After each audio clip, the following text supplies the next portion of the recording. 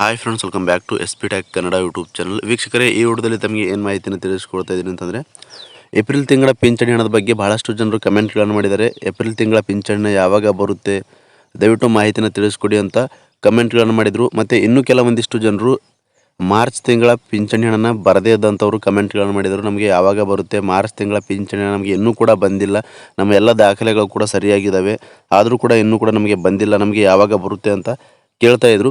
ಅದ್ರ ಬಗ್ಗೆಯೂ ಕೂಡ ಕಂಪ್ಲೀಟಾಗಿ ಮಾಹಿತಿನ ತಿಳಿಸ್ಕೊಡ್ತೀನಿ. ಮತ್ತು ಇನ್ನೂ ಕೆಲವೊಂದಿಷ್ಟು ಜನರು ಯಾರ್ದೆಲ್ಲ ಪಿಂಚಣಿಗಳನ್ನು ರದ್ದಾಗಿದೆ ಮತ್ತು ನಮ್ಮದು ರದ್ದು ಆಗಿದೆಯೇ ಇಲ್ವಾ ಅಂತ ಯಾವ ರೀತಿ ಸ್ಟೇಟಸ್ನ ಚೆಕ್ ಮಾಡ್ಕೊಳ್ಳೋದು ಅಂತ ಕಮೆಂಟ್ಗಳ ಮೂಲಕ ಮಾಹಿತಿನ ಕೇಳ್ತಾ ಇದ್ರು. ಮತ್ತು ಇನ್ನೂ ಕೆಲವೊಂದಿಷ್ಟು ಜನರು ಆದಾಯ ಮಿತಿ ಹೆಚ್ಚಿಗೆ ಇರುವ ಕಾರಣಕ್ಕಾಗಿ ಪಿಂಚಣಿ ಹಣ ರದ್ದಾಗಿದೆ, ನಾವು ಏನು ಮಾಡಬೇಕು ಅಂತ ಕೇಳ್ತಾ ಇದ್ರು.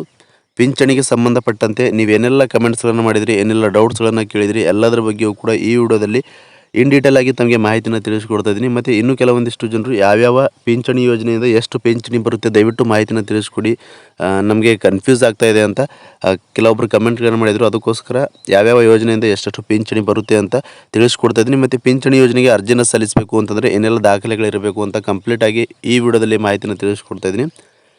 ಇಂಪಾರ್ಟೆಂಟ್ ಆಗಿರುವಂಥ ವಿಡಿಯೋ ಆಗಿರುತ್ತೆ. ಹೀಗಾಗಿ ಇನ್ನೂ ಯಾರು ವಿಡಿಯೋಗೆ ಲೈಕ್ ಮಾಡಿಲ್ಲ ಅಂತಂದರೆ ವಿಡಿಯೋ ನೋಡುವಂಥ ಪ್ರತಿಯೊಬ್ಬರು ಕೂಡ ತಪ್ಪದೆ ವಿಡಿಯೋಗೆ ಲೈಕ್ ಮಾಡಿದ ತಕ್ಷಣ ಹೈಪ್ ಅನ್ನೋ ಆಪ್ಷನ್ ಕೂಡ ಬರುತ್ತೆ, ಅದನ್ನು ಕೂಡ ಕ್ಲಿಕ್ ಮಾಡಿ.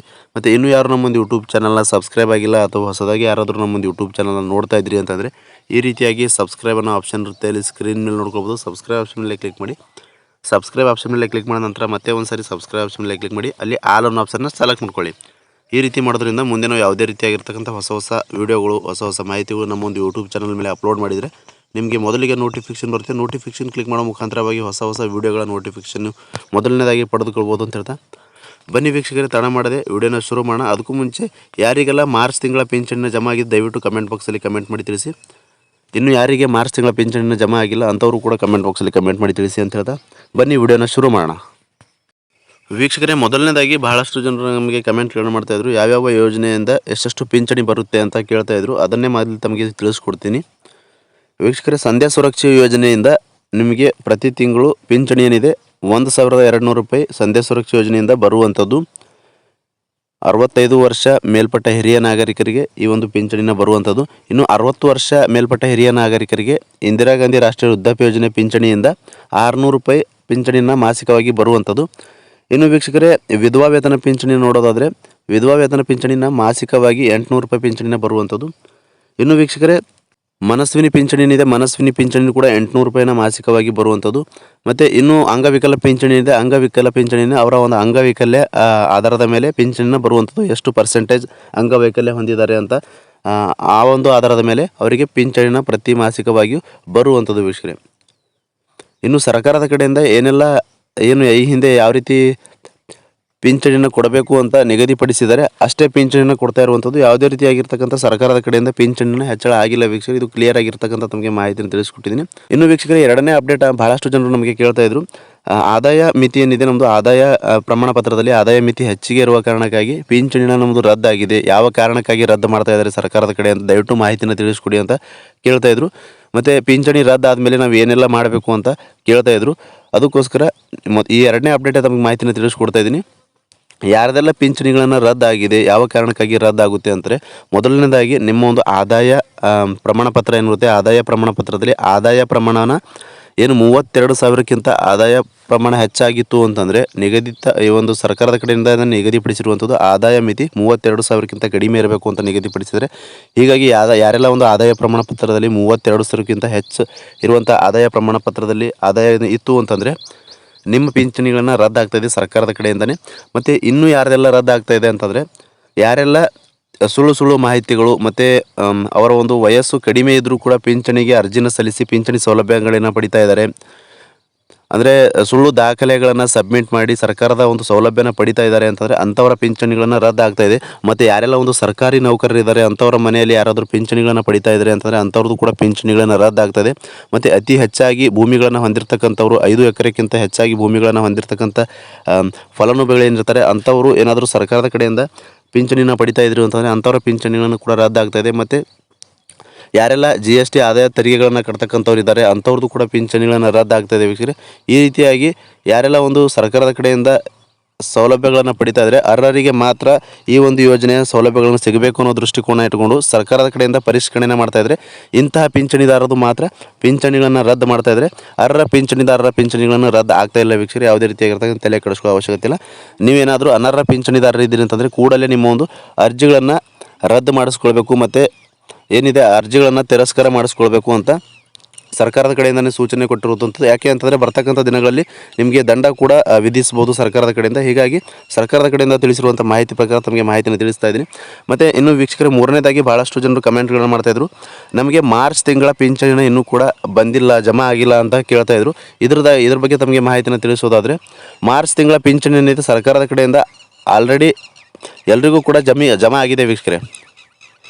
ಮಾರ್ಚ್ ತಿಂಗಳ ಪಿಂಚಣಿನ ಆಲ್ರೆಡಿ ಎಲ್ರಿಗೂ ಕೂಡ ಜಮಾ ಆಗಿದೆ. ಇನ್ನೂ ಯಾರಿಗೆ ಜಮಾ ಆಗಿಲ್ಲ, ಏನು ಒಂದು 20% ಫಲಾನುಭವಿಗಳಿಗೆ ಇನ್ನೂ ಯಾರಿಗೆ ಜಮಾ ಆಗಿಲ್ಲ, ಬಂದಿಲ್ಲ ಅಂತ ಕಮೆಂಟ್ಗಳನ್ನು ಮಾಡ್ತಾಯಿದ್ರು. ಸರ್ಕಾರದ ಕಡೆಯಿಂದ ಈಗಾಗಲೇ DBT ಪುಷ್ ಆಗಿದೆ, ಎಲ್ರಿಗೂ ಕೂಡ ಹಣನ ಜಮಾ ಆಗಿದೆ. ಇನ್ನೂ ಯಾರಿಗೆ ಬಂದಿಲ್ಲ, ನಿಮ್ಮ ಒಂದು ಅಕೌಂಟ್ಗಳನ್ನು ಚೆಕ್ ಮಾಡ್ಕೊಳ್ಳಿ. ಕೆಲವೊಂದಿಷ್ಟು ಜನರಿಗೆ ಮೆಸೇಜ್ಗಳು ಬರ್ತಾಯಿಲ್ಲ, ಅಕೌಂಟ್ಗಳಿಗೆ ಹಣ ಜಮಾ ಆದಮೇಲೆ ಮೆಸೇಜ್ಗಳು ಬರ್ತಾಯಿಲ್ಲ. ಹೀಗಾಗಿ ಯಾರಿಗೆಲ್ಲ ಮೆಸೇಜ್ ಬಂದಿಲ್ಲ ಅಂಥವ್ರು ನಿಮ್ಮ ಒಂದು ಅಕೌಂಟ್ಗಳನ್ನು ಚೆಕ್ ಮಾಡ್ಕೊಳ್ಳಿ. ಇನ್ನೂ ಕೆಲವೊಂದಿಷ್ಟು ಜನರದ್ದು ಏನಾಗಿದೆ ಅಂತಂದರೆ, ಕೆಲವ್ರದ್ದು ಆ ಅಕೌಂಟಿಗೆ ಒಂದು ಆಧಾರ್ ಸೀಡಿಂಗ್ ಏನಿರುತ್ತೆ, ಆಧಾರ್ ಸೀಡಿಂಗ್ ಡಿ-ಸೀಡಿಂಗ್ ಆಗಿದೆ ವೀಕ್ಷಕರೇ. ಹೀಗಾಗಿ ಅಂಥವ್ರದ್ದು NPCI ಲಿಂಕ್ ಆಗದೇ ಇರುವ ಕಾರಣಕ್ಕಾಗಿ ಹಣ ಏನಿದೆ ಹಣನ ಹೋಲ್ಡ್ ಆಗಿ ನಿಂತಿದೆ. ಹೀಗಾಗಿ ನೀವು ಈ ರೀತಿಯಾಗಿ ಪ್ರಾಬ್ಲಮ್ನ ಬರ್ತಾಯಿತ್ತು ಮತ್ತು ನಿಮಗೆ ಗೊತ್ತಾಗಿಲ್ಲ ಅಂದರೆ ನಿಮ್ಮ ಒಂದು ಅಕೌಂಟ್ಗಳನ್ನು ಚೆಕ್ ಮಾಡ್ಕೊಳ್ಳಿ, ಅಕೌಂಟ್ ಆ್ಯಕ್ಟಿವ್ ಇದೆಯಾ ಇಲ್ವ ಅಂತ ಚೆಕ್ ಮಾಡ್ಕೊಳ್ಳಿ. ಈ ರೀತಿಯಾಗಿ ಹೆಸರುಗಳು ಮಿಸ್ಮ್ಯಾಚ್ ಇರುವ ಕಾರಣಕ್ಕಾಗಿ ಪಿಂಚಣಿ ಹಣನ ಬರೋದು ಸ್ಟಾಪ್ ಆಗಿದೆ ವೀಕ್ಷಕರೇ. ಇದು ಕಂಪ್ಲೀಟಾಗಿ ತಮಗೆ ಅರ್ಥ ಆಗಿದೆ ಅನ್ಕೋತೀನಿ. ಇನ್ನು 5ನೇದಾಗಿ ಭಾಳಷ್ಟು ಜನರು ನಮಗೆ, ಇನ್ನು ವೀಕ್ಷಕರೇ 4ನೇದಾಗಿ ಭಾಳಷ್ಟು ಜನರು ನಮಗೆ ಕಮೆಂಟ್ಗಳನ್ನು ಮಾಡ್ತಾಯಿದ್ರು. ಏನಂತ ಕಮೆಂಟ್ಗಳನ್ನು ಮಾಡ್ತಾಯಿದ್ರು ಅಂತಂದರೆ, ಏಪ್ರಿಲ್ ತಿಂಗಳ ಪಿಂಚಣಿನ ಯಾವಾಗ ಬರುತ್ತೆ, ದಯವಿಟ್ಟು ಮಾಹಿತಿಯನ್ನು ತಿಳಿಸ್ಕೊಡಿ ಅಂತ ಕೇಳ್ತಾಯಿದ್ರು. ಏಪ್ರಿಲ್ ತಿಂಗಳ ಪಿಂಚಣಿ ಹಣದ ಬಗ್ಗೆ ತಮಗೆ ಮಾಹಿತಿಯನ್ನು ತಿಳಿಸೋದಾದರೆ, ಸರ್ಕಾರದ ಕಡೆಯಿಂದ ಇನ್ನೂ ಕೂಡ ಏಪ್ರಿಲ್ ತಿಂಗಳ ಹಣ ಬಿಡುಗಡೆ ಆಗಿಲ್ಲ ವೀಕ್ಷಕರೇ. ತಮಗೆ ಕಂಪ್ಲೀಟ್ ಆಗಿರ್ತಕ್ಕಂಥ ಮಾಹಿತಿಯನ್ನು ತಿಳಿಸ್ಕೊಡ್ತಾ ಇದ್ದೀನಿ. ಯಾಕೆ ಅಂತಂದರೆ ಸರ್ಕಾರದ ಕಡೆಯಿಂದ ಇನ್ನೂ ಕೂಡ ಫಂಡಿಂಗ್ ಅನ್ನೋದು ರಿಲೀಸ್ ಮಾಡಿಲ್ಲ. ಎಲ್ಲವೂ ಕೂಡ ಒಂದು ಸಿದ್ಧತೆ ಕಂಪ್ಲೀಟ್ ಆಗಿದೆ ಅಂತ ಮಾಹಿತಿನ ಬಂದಿರುವಂಥದ್ದು. ಸರ್ಕಾರದ ಒಳಾಂಗಣ ಮೂಲಗಳಿಂದ ಮಾಹಿತಿನ ಬಂದಿರೋ ಪ್ರಕಾರ ಎಲ್ಲವೂ ಕೂಡ ಏಪ್ರಿಲ್ ತಿಂಗಳ ಪಿಂಚಣಿಯ ಬಿಡುಗಡೆಗೆ ಸಂಬಂಧಪಟ್ಟಂತೆ ಎಲ್ಲವೂ ಕೂಡ ಸಿದ್ಧತೆ ಆಗಿದೆ. ಈ ವಾರದಲ್ಲಿ ತಮಗೆ ಪಿಂಚಣಿ ಏನಿದೆ ಏಪ್ರಿಲ್ ತಿಂಗಳದು ಬಿಡುಗಡೆ ಆಗುತ್ತೆ ಅಂತ ಮಾಹಿತಿಯನ್ನು ತಿಳಿಸ್ತಾರೆ. ಬಿಡುಗಡೆ ಆದಮೇಲೆ ಸುಮಾರು ನಿಮಗೆ 4-5 ದಿನಗಳ ಸಮಯನ ಬೇಕಾಗುವಂಥದ್ದು. ಎಲ್ರಿಗೂ ಕೂಡ ಹಣ ಜಮಾ ಆಗಬೇಕು ಅಂತಂದರೆ 4-5 ದಿನಗಳ ಸಮಯ ತೆಗೆದುಕೊಳ್ಳುವಂಥದ್ದು. ಈ ವಾರದಲ್ಲಿ ತಮಗೆ ಏಪ್ರಿಲ್ ತಿಂಗಳ ಪಿಂಚಣಿನ ಬಿಡುಗಡೆ ಆಗುತ್ತೆ ಅಂತ ಸರ್ಕಾರದ ಕಡೆಯಿಂದ ಬಂದಿರುವ ಮಾಹಿತಿ ಪ್ರಕಾರ ತಮಗೆ ಮಾಹಿತಿಯನ್ನು ತಿಳಿಸ್ಕೊಡ್ತಾ ಇದ್ದೀನಿ. ಯಾರೆಲ್ಲ ಏಪ್ರಿಲ್ ತಿಂಗಳ ಪಿಂಚಣಿಗಾಗಿ ವೇಟ್ ಮಾಡ್ತಕ್ಕಂಥವ್ರು ಇದ್ದೀರಾ, ದಯವಿಟ್ಟು ಈ ವಾರದಲ್ಲಿ ನಿಮಗೆ ಪಿಂಚಣಿನ ಬಿಡುಗಡೆ ಆಗುತ್ತೆ ಅಂತ ಮಾಹಿತಿಯನ್ನು ತಿಳಿಸಿದರೆ. ಮತ್ತು ಇನ್ನೂ ಕೆಲವೊಂದಿಷ್ಟು ಜನರು ಕಮೆಂಟ್ಗಳನ್ನು ಮಾಡಿದರು, ಪಿಂಚಣಿನ ಹೆಚ್ಚಳ ಆಗಿದೆ, ಈ ಒಂದು ಫೈನಾನ್ಷಿಯಲ್ ಇಯರ್ ಸ್ಟಾರ್ಟ್ ಆಗಿದೆ, ಇವಾಗ ಈ ಒಂದು ಮಂತಿಂದ ಪಿಂಚಣಿನ ಹೆಚ್ಚಳ ಆಗಿ ಬರುತ್ತಾ ಅಂತ ಕೇಳ್ತಾ ಇದ್ರು. ಸರ್ಕಾರದ ಕಡೆಯಿಂದ ಯಾವುದೇ ರೀತಿಯಾಗಿ ಪಿಂಚಣಿನ ಹೆಚ್ಚಳ ಮಾಡಿಲ್ಲ ವೀಕ್ಷಕರೇ. ಸುಳ್ಳು ಮಾಹಿತಿಗಳನ್ನು ನಂಬೋಕ್ಕೆ ಹೋಗಬೇಡಿ. ನಿಖರವಾದಂಥ ಮಾಹಿತಿಗಳು ತಮಗೆ ಯಾವೆಲ್ಲ ಉಪಯುಕ್ತವಾಗಿರ್ತಕ್ಕಂಥ ಮಾಹಿತಿಗಳು ಅನ್ನಿಸ್ತವೆ ಅಂಥ ಮಾಹಿತಿಗಳನ್ನು ಮಾತ್ರ ನೀವು ನಂಬಿ ಅಂತ ಹೇಳ್ತಾ, ಇಷ್ಟು ನೀವು ಪಿಂಚಣಿಗೆ ಸಂಬಂಧಪಟ್ಟಂತೆ ಏನೆಲ್ಲ ಕಮೆಂಟ್ಸ್ಗಳನ್ನ ಮಾಡಿದರೆ, ಏನೆಲ್ಲ ಡೌಟ್ಸ್ಗಳನ್ನ ಕೇಳಿದ್ರಿ, ಎಲ್ಲದರ ಬಗ್ಗೆಯೂ ಕೂಡ ಸ್ಟೆಪ್ ಬೈ ಸ್ಟೆಪ್ ತಮಗೆ ಮಾಹಿತಿನ ತಿಳಿಸ್ಕೊಟ್ಟಿದ್ದೀನಿ. ಮತ್ತು ಇನ್ನೂ ಕೊನೆಯದಾಗಿ ಏನಂತ ಮಾಹಿತಿನ ತಿಳಿಸೋದು ಅಂತಂದರೆ, ಪಿಂಚಣಿಗೆ ಅರ್ಜಿ ಸಲ್ಲಿಸಬೇಕು ಅಂತಂದರೆ ಏನೆಲ್ಲ ದಾಖಲೆಗಳನ್ನು ಬೇಕು ಅಂತ ಕೇಳ್ತಾಯಿದ್ರಿ. ಮೊದಲನೇದಾಗಿ ನಿಮ್ಮ ಒಂದು ಆಧಾರ್ ಕಾರ್ಡ್ ಬೇಕಾಗುತ್ತೆ, ರೇಷನ್ ಕಾರ್ಡ್ ಬೇಕಾಗುತ್ತೆ, ಆದಾಯ ಪ್ರಮಾಣ ಪತ್ರ ಬೇಕಾಗುತ್ತೆ, ಮತ್ತು ವೋಟರ್ ID ಬೇಕಾಗುತ್ತೆ, ಮತ್ತು ವಯಸ್ಸಿನ ದೃಢೀಕರಣ ಪತ್ರ ಬೇಕಾಗುತ್ತೆ, ವೈದ್ಯಕೀಯ ವಯಸ್ಸಿನ ದೃಢೀಕರಣ ಪತ್ರನ ಒಂದು ಬರೆಸ್ಕೊಂಡು ಬರಬೇಕಾಗುತ್ತೆ. ಆ ಒಂದು ಪತ್ರನೂ ಕೂಡ ಬೇಕಾಗುವಂಥದ್ದು, ಮತ್ತು ಮೊಬೈಲ್ ನಂಬರ್ ಬೇಕಾಗುವಂಥದ್ದು, ಮತ್ತು ನಿಮ್ಮ ಒಂದು ಫೋಟೋನ ಬೇಕಾಗುವಂಥದ್ದು. ಇಷ್ಟು ದಾಖಲೆಗಳಿದ್ದರೆ ನೀವು ಪಿಂಚಣಿ ಯೋಜನೆಗೆ ಅರ್ಜಿನ ಸಲ್ಲಿಸ್ಬೋದು. ಮತ್ತು ಅಂಗವಿಕಲ ಪಿಂಚಣಿನ ಪಡಿಬೇಕು ಅಂತಂದರೆ ಇವೆಲ್ಲ ದಾಖಲೆಗಳನ್ನು ಇರಬೇಕು. ಜೊತೆಗೆ UDID ಕಾರ್ಡ್ ಕೂಡ ಮಾಡಿಸ್ಕೊಂಡಿರಬೇಕಾಗುತ್ತೆ. ಅಂತಹ ಪಿಂಚಣಿದಾರರಿಗೆ ಮಾತ್ರ ಪಿಂಚಣಿ ಒಂದು ಅರ್ಜಿನ ಅಲ್ಲಿ ಹಾಕೋಕ್ಕೆ ಆಗುವಂಥದ್ದು ವೀಕ್ಷಕರೇ. ಇಷ್ಟು ತಮಗೆ ಕ್ಲಿಯರಾಗಿ ಅರ್ಥ ಆಗಿದೆ ಅನ್ಕೋತೀನಿ. ಮತ್ತೆ ಏನಾದರೂ ಡೌಟ್ಸ್ ಇದ್ದರೂ ಕೂಡ ಕಮೆಂಟ್ ಬಾಕ್ಸಲ್ಲಿ ಕಮೆಂಟ್ ಮಾಡಿ ತಿಳಿಸಿ.